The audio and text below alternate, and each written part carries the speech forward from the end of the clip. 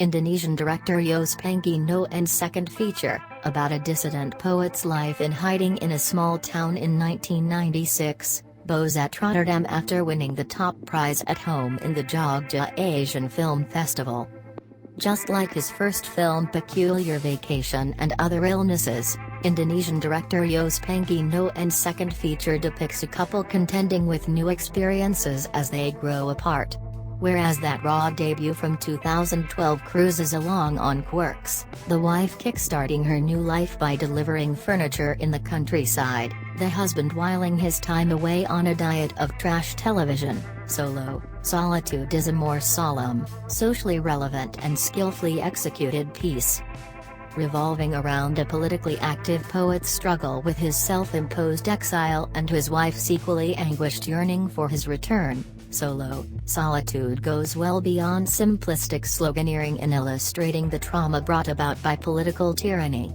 Indeed, even viewers without an idea of the film's social context, that is, Indonesian dictator Suharto's violent crackdown on intellectuals and dissidents in July 1996, will be able to engage with its protagonist's swirling internal turmoil.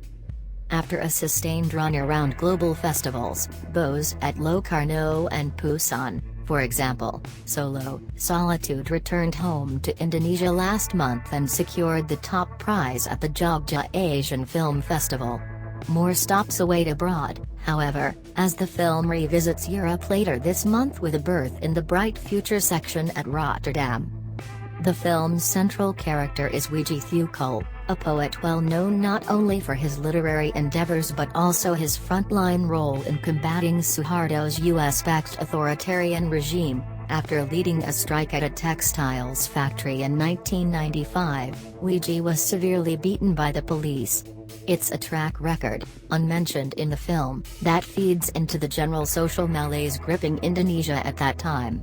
As the film begins, an on-screen text explains the political schisms in the country, while official radio broadcasts are heard rallying pro-government thugs against communists.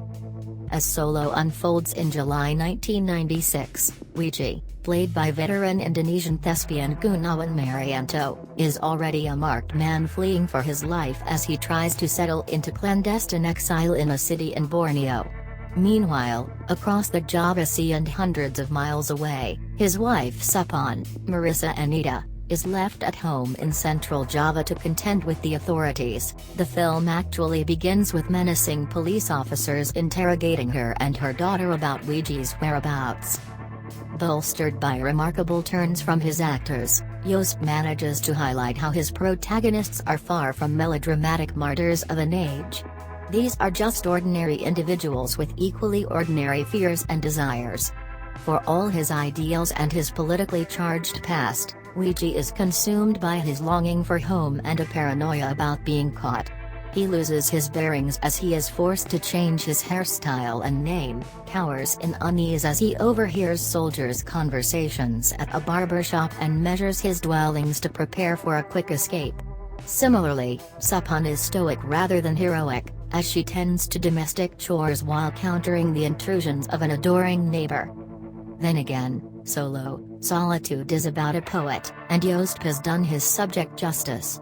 Surreal images, Wiji contemplating life under a weaving depicting the Last Supper, or soldiers playing badminton inside a dilapidated cinema, punctuate those long sequences of quotidian life.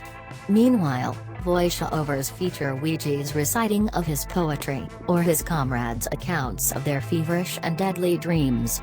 With such a potent mix of melancholy and silent madness, Solitude, just like Thai director Anagasuakakornpong's By the Time It Gets Dark, offers a poignant reflection of humanity drawn from the turbulent recent histories of Southeast Asia.